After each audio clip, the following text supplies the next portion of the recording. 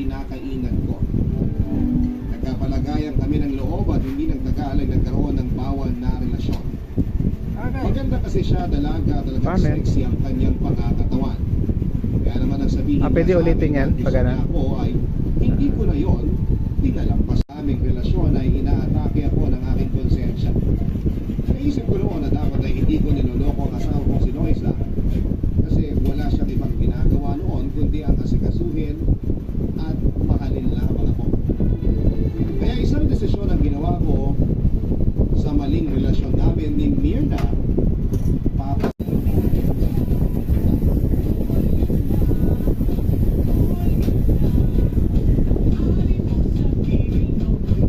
Bro, wala nga akong pakialam doon. Teka, alam ka na ba ng asawa mo tungkol sa relasyon natin? Hindi pa.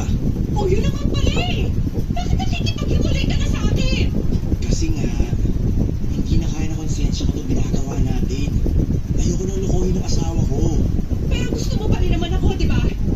Ramon, hindi naman ako demanding pagdating sa oras mo. Kung gusto mo na isang beses lang sa isang linggo kung magkita tayo, sige. Ayos lang sa akin. Basta wag mo lang akong hiwalayan.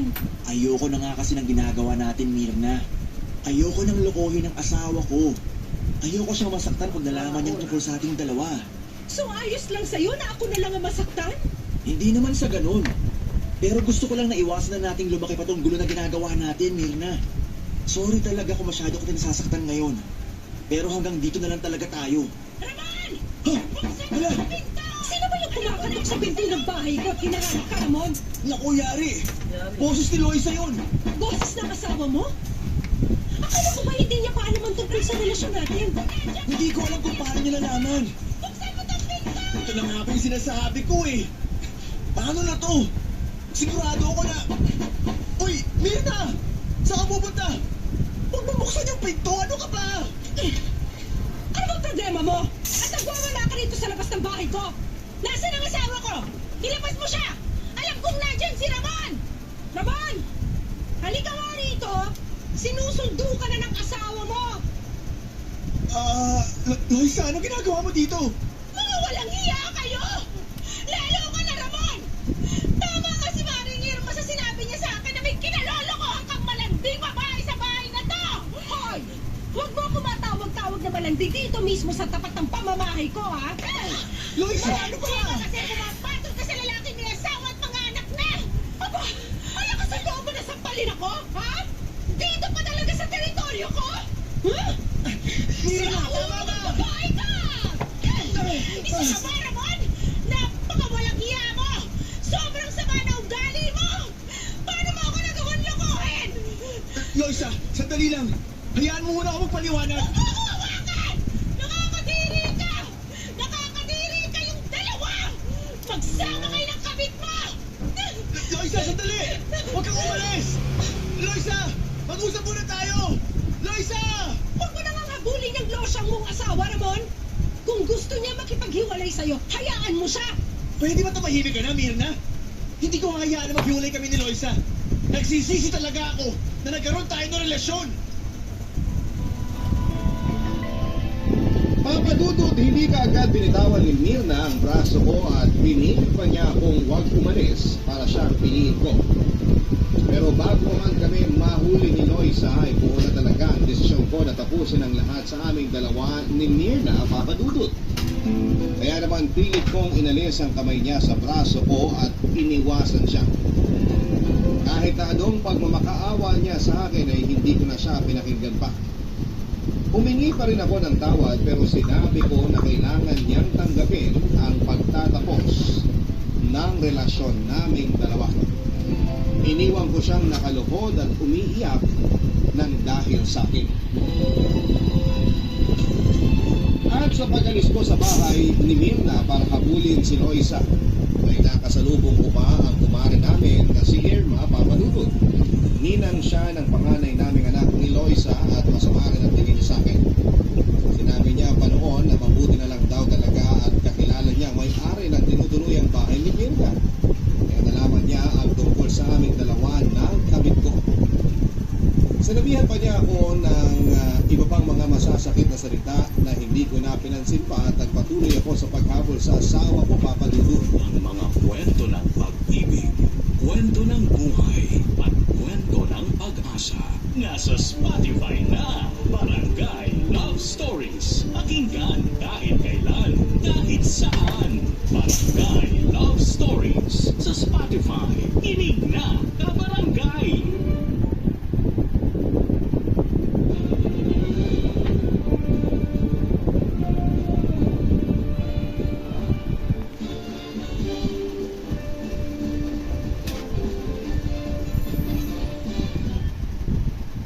Next is coming your way. Strawberry blueberries in one perfect blend. Introducing Dashmill Royal Mixed Berries. Triple berries, triple goodness. Your new favorite, Dashmill Royal Mixed Berries. Try it now.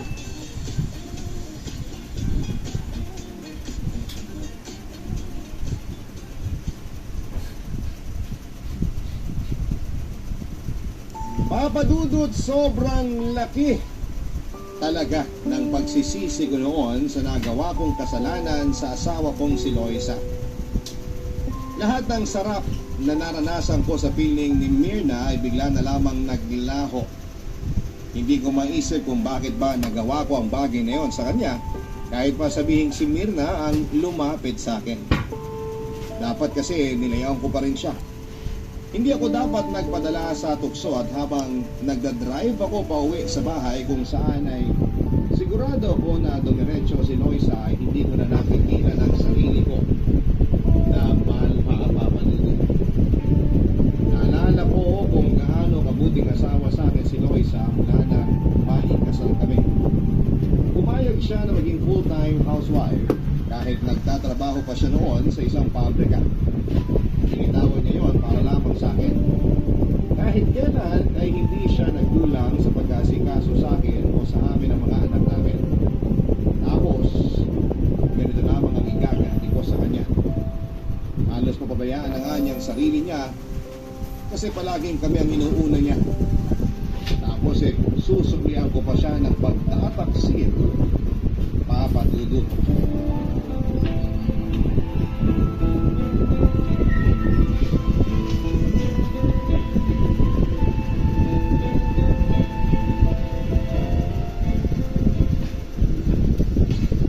Sweetheart!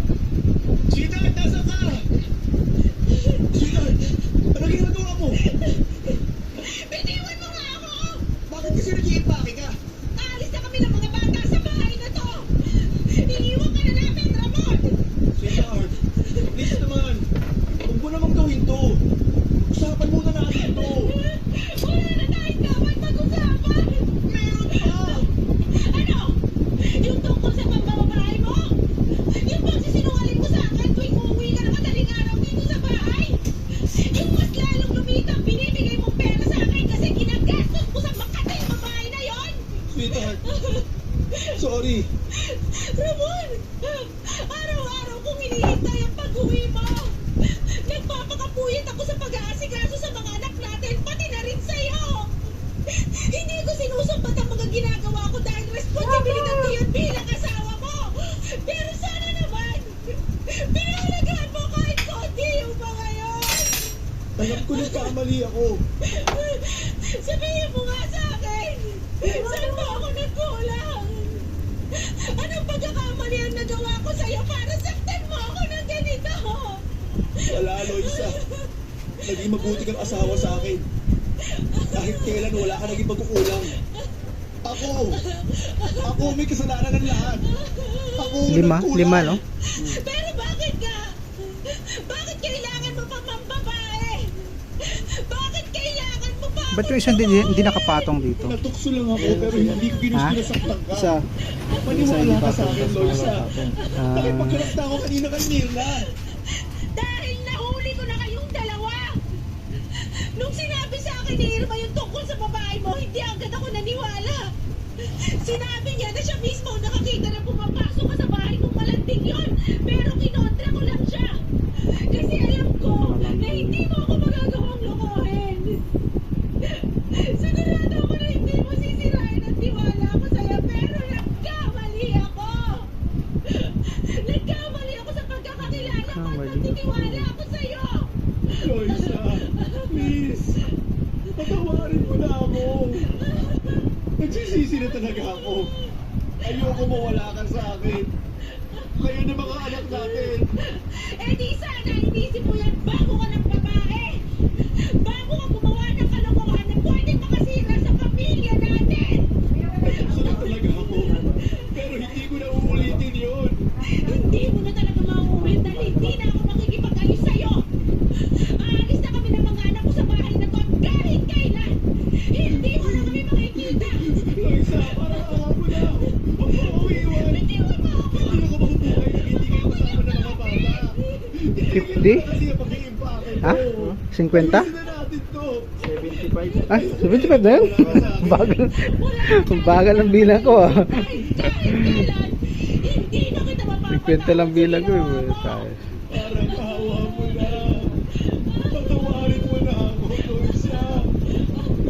Kahit para man lang sa mga anak natin. Huwag mong hayaan na masira ang pamilya natin. Nang dahil lang sa isang pagkakamali ko. Ang kapal din talaga ng mukha mo, Ramon! Alam mo, kahit lumuhod ka pa dyan, hindi na kita mapapatawad! Hindi mo na uli kami makakasama ng mga anak mo! Tandaan mo yan!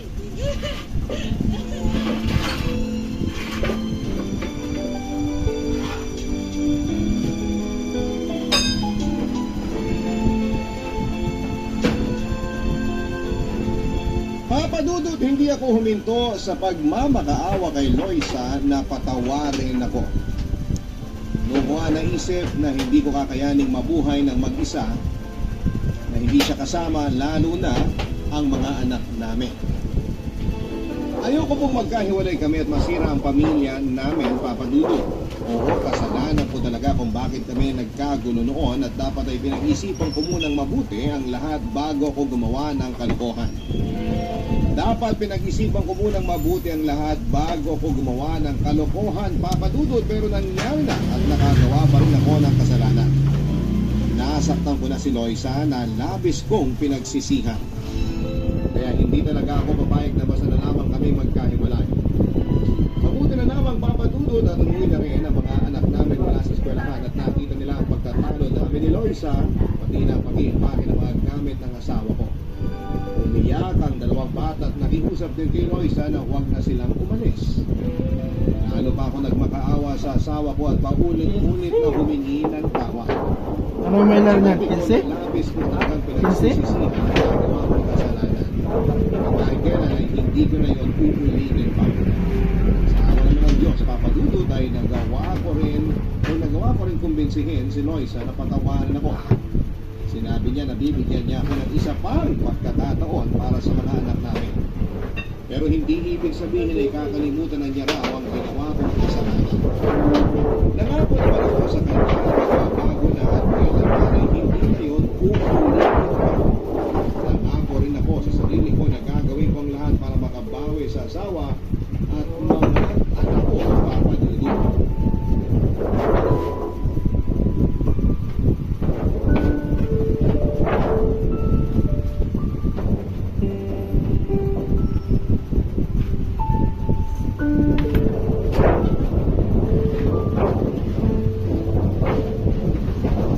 Ay, sana niya. Sobrang traffic tapos wala akong masyadong masaya. Kaya bakit kami ka na nakauwi ngayon? Oo, pasensya na sa ito. Bakit ka naman humihingi ng pasensya sa akin? Kasi, buti na dahil sa akin. Dapat talaga hindi mo na ako hinihintay na makauwi eh. Sanay naman akong gawin to, kaya ayos lang. Oh, kumain ka na. Ininit ko na rin yung sinigang na ulam namin ng mga bata kanina. Salamat, sweetheart. Wow! Amoy pa lang, panalo na. Ang sarap talaga ng sinigang mo. The best ang asin. Oo nga pala. Ito yung kinita ko sa araw na to. Medyo maliit lang yan kasi nga mahina yung biyahe ko kanina eh. Oh, sweetheart. Yun ba talaga yung dahilan kung bakit maliit lang tong inabot mo? Oo. Pagpasensyahan mo na kasi madumal talaga mga pasahero kanina. Ang sabihin mo, baka may iba ka nang inaabutan ng pera. Anong ibig mong sabihin, Loisa? Bakit? Hindi ba totoo? Totoo, ano? na pinupuntahan mo pa rin yung malanding Mirna na yan at inaabutan mo ng pera. Teka nga, saan ba nanggagaling yung sinasabi mo? Kay Maring Irma na naman ba? Hindi na kailangan magkaroon ng pakpakang balita para lang makarating sa akin, Ramon. Alam mo, Loisa, kung ano man yung naririnig mo tungkol sa amin ni Mirna, hindi totoo yun. Dahil matagal ko nang tinapos ang lahat sa amin. Talaga? Minsan ba hindi ka talaga bumalik sa bahay ng malanding babae na yon? Hindi na. Tsaka bakit naman ako pupunta pa sa bahay niya? Aba, malay ko ba kung nag-abot ka ng pera sa kanya? At bakit ko naman gagawin yun? Dahil hindi ko alam kung nagbunga nga ba ang kababuyan na ginawa niyong dalawa. Baka mamaya nanakan mo na pala siya pero hindi mo lang sinasabi sa akin. Loisa, walang ganun nangyari. Hindi ko nabuntis si Mirna. At mas lalong wala akong balak na anakan siya. May bagong kolusyon na nga yung babae na yun eh. Oh, bakit mo alam? Ibig sabihin, nag-uusap pa rin kayong dalawa? Hindi na nga. Kaya ko lang naman nalaman kasi kasama ko rin ang chicken. Napagkwentuhan lang siya ng mga kasama ko kaya ko nalaman. Pero maniwala ka, hindi na kami nag-usap kahit kailan. Ang sabihin mo, interesado ka pa rin sa malanding babae na yon kaya updated ka sa mga nangyayari sa buhay niya? Hindi totoo yan, Loisa. Marami lang talagang jeepney driver ang nakakilala sa kanya. Kaya napagkakwentuhan siya sa may paradaan. Yun lang talaga yun, at wala nang ibang dahilan. Ewan ko sa'yo, ang hirap paliwalaan ng mga kasinungalingang lumalabas dyan sa bibig mo, Ramon. Kumain ka na nga lang dyan. Papasok na ako sa kwarto nang makapagpahinga na ako. Bilaukan ka sana.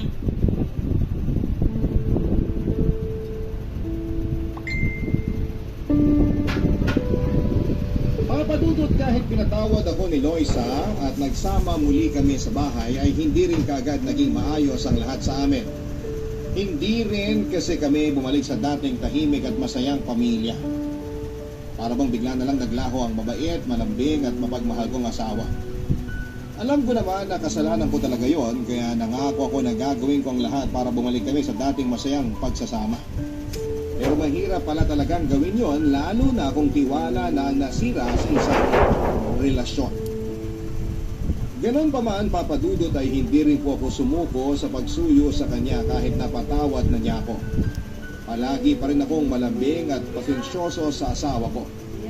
Hindi ko sinasabayan ang init ng ulo niya kasi alam ko na mas lalo lamang kami mag-aaway. Kapag hindi ako pumapasada, ako nag-aasikaso ng mga gawaing bahay. Pinagluluto ko rin siya ng paborito niyang pagkain. Nangako ako sa sarili ko na hindi ako hihinto na pagsilbihan ang asawa ko, papadudot. Hanggat hindi bumabalik ang tiwala niya sa akin bilang asawa niya. Lalo't alam ko na kasalanan ko ang lahat ng iyon kung bakit siya lumayo sa akin. Mga kwento ng pag-ibig, kwento ng buhay, at kwento ng pag-asa. Nasa Spotify na, Barangay Love Stories. Pakinggan kahit kailan, kahit saan. Barangay Love Stories sa Spotify. Inig na Barangay. Introducing the new Laswell One, the one-stop shop for your Laswell needs. Enjoy budget. We can offer multiple Laswell items. Plus, get all your Laswell finds in one delivery. Visit Laswell One and add to cart now.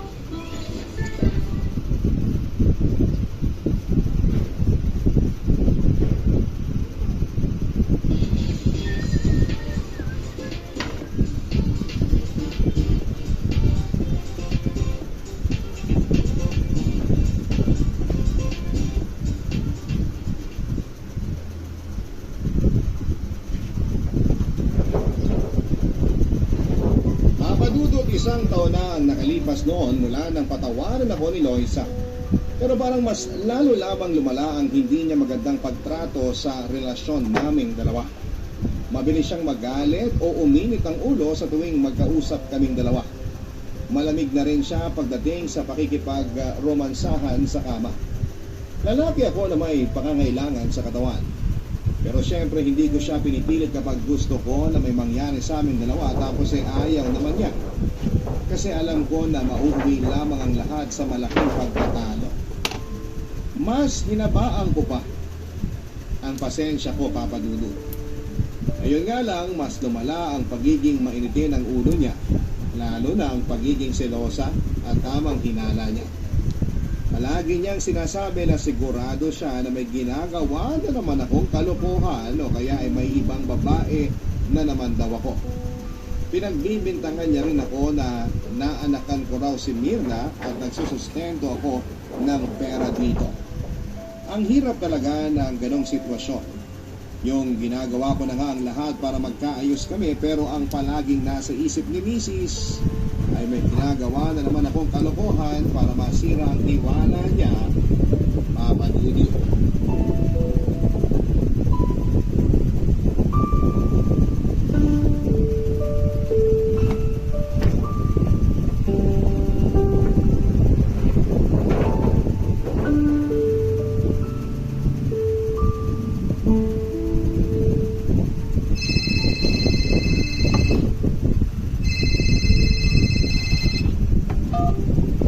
Hello, sweetheart.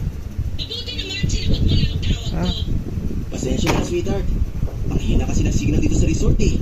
Nagdadahilan ka na naman. Totoo ang sinasabi ko. Kinailangan ko pa nga pumunta dito sa may kalsada para lang makahanap ng signal. Ilang patient? Kasi hindi pa kayo umalis dyan sa resort. Hindi ka pa umuwi. O kaya kasama ko mismo dyan ang tabig mo. Nagsasabi ako ng totoo, sweetheart. Nakakontrata ang paghatid at sundo namin sa company outing na to. Kaya hindi talaga ako pwedeng pasadalang umalis.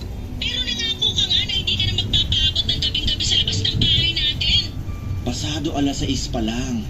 Loisa, huwag ka na magalit. Nagtatrabaho lang talaga ako dito. Hello? Hello, Loisa? Pinatayan na ako ng cellphone. Hulaan ko. Si Loisa yung kausap mo, no? Ikaw pala yan, Eric. Oo, tama ka.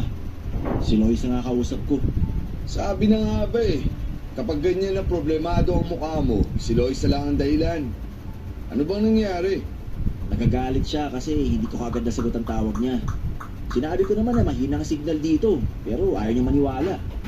Mas nagalit pa siya kasi hanggang ngayon, nandito pa rin tayo sa resort. Dapat sinabi mo na hindi naman tayo basta pwedeng makaalis dito dahil nakakontrata tayo. Yun nga ang sinabi ko, pero hindi naman siya naniwala. Naku, pasensya ka na pare ha. Napasama pa yata yung Yung pag-imbita sunod na sa'yo ikot, racket papatong na siya to. dito. Naku, Eric, Ah. wala kang kasalanan. Nagpapasalamat nga ako kasi ang laking tulong din nitong racket na binigay mo. Ang laki rin kasi ng binayad ng kumpanya para sa pag-arkila nila sa atin. Kaya salamat ha. Wala yun, Ramon. May iba ako. Kumusta na ba kayo ni Loisa? Napansin ko na parang hindi pa kayo masyadong nagkakayos. Kasi sa tuwing nasa may paradaan tayo ng jeep, ginagawa mo ka mo, kausap mo siya sa cellphone. Ang totoo, hindi ba nga kami masyado nagkakaayos? Si Loisa kasi, palagi ako pinag-iisipan ng masama. Anong ibig mo sabihin? Sa tuwing hindi niya ako kasama o nakikita, pakiramdam niya, may kasama akong ibang babae. Kaya palagi siya nag-text sa akin na siguro raw, nandun ako sa bahay ni Mirna. O kaya minsan sa tawag, sasabihin niya na nararamdaman niya raw na may bago na naman akong kinalolokohang babae. Tapos ngayon, ang gusto niya, umuwi ako bago maghating gabi. Malabo yan.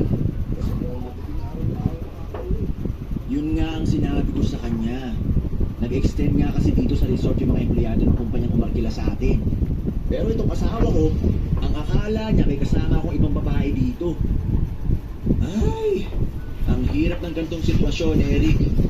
Pinatawag nga ako ni Loisa, pero hindi ko naman maramdaman. Kasi ni katiting na tiwala, hindi niya maibigay sa akin ngayon. Wala naman ako ibang magawa. Kasi alam ko kasalanan ko rin kung bakit siya nagkakaganon hanggang ngayon. Napadudot alam ko naman na ang minsang pagtataksil ko ang pinaka-dahilan ng pagbabago ng asawa kong si Loisa. Kung hindi ako nakagawa ng kasalanan sa relasyon namin ay hindi siya magbabago at hindi siya magkakaroon ng ganong kalaking galit sa akin. Pero nagkamali nga ako na labis kong pinagsisihan ng mga panahong yon. Kung may paraan nga lang talaga na maibalik ko pa ang araw na nasaktan ko si Loisa, ay gagawin ko para itama ang mga naging kamalian ko. Saksi din ang mga tao nakapaligid sa amin sa pagbabagong ginawa ko, pati na rin sa kung paano ako nag-i-effort na ayusin ang relasyon namin mag-asawa. Palagi akong may pasalubong sa pag-uwi ko sa bahay, ina-update ko siya kung nasaan na ba ako o kung anong oras ang uwi ko. Naglilinis ako ng bahay namin na dati hindi ko naman ginagawa.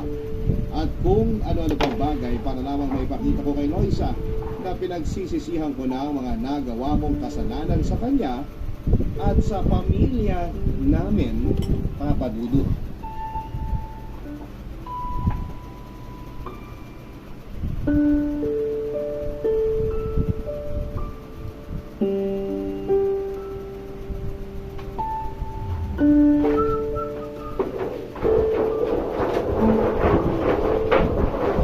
Grabe, nakakapagod ang biyahe.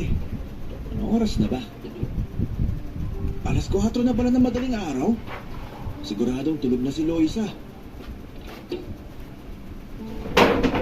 Ayos ang pamilya namin. Na sana ay bigyan niya ako ng kaunting tiwala. Dahil hindi kami totoong magkakaayos kung paulit-ulit niya akong pag-iisipan ng masama. Hanggang sa tuluyan na rin niya akong niyakap Bro, noon at sinabi niya Ano oras na? na gagawin na raw niya ang lahat para Yung mga- matulungan ako na maayos ang pamilya namin. Umiyak na rin ako, Ha? niyakap siya at paulit-ulit akong nagpasalamat, Papa Dudu. Alam ko na yun na ang totoong magiging simula ng muling pagkakaayos ng pamilya namin. At tama ako kasi pagkatapos ng pagkatalo at iyakan namin noon, unti-unting bumalik ang totoong ugali ng asawa kong si Loisa. Naging maasikaso na siya sa akin at hindi na malamig ang pakikitungo niya.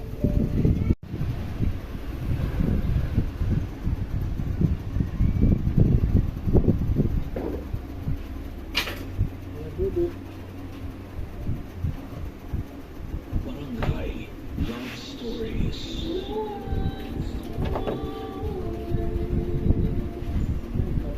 Ang sabi ng mga matatanda, ang pagkabirhentaw ng babae ang pinakamagandang regalo na pwedeng maibigay niya sa kanyang mapapangasawa.